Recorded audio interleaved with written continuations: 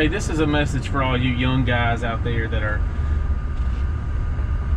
going into the plumbing field, going into the service field in general. Guys, something you may not think about is you have to keep a good driving record. And you need to know that going in.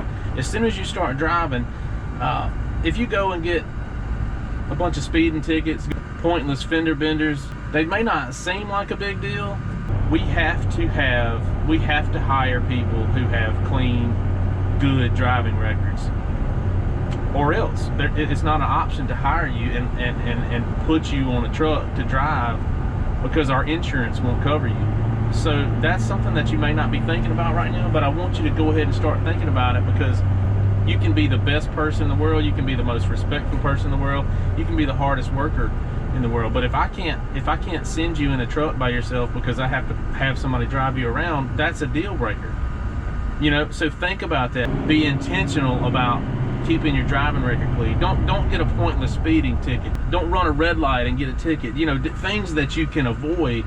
If we can't hire you because of your driving record, we have to hire the next person. Maybe that's not even as good as you might have been. Maybe that doesn't have the best work ethic, but they can drive. They can drive a vehicle legally. And it matters. It is a big deal. So make it a big deal in your mind. You got to be able to think about the big picture. You got to be able to think ahead. It's going to make a huge difference as to whether you even get hired or not.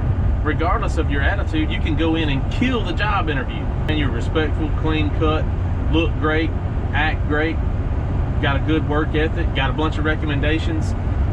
We have to run your driving record. In order to put you in a vehicle to let you drive, we have to go to our insurance company and say, hey, can so-and-so drive? And they're gonna say yes or no, and make it be a yes. Because not only does it keep you safe and keep everybody else on the road safe, it's gonna affect your ability to get a job. So be valuable. That's one thing you can do to be valuable to a company. Think about that as a positive, because you can be ahead of the game.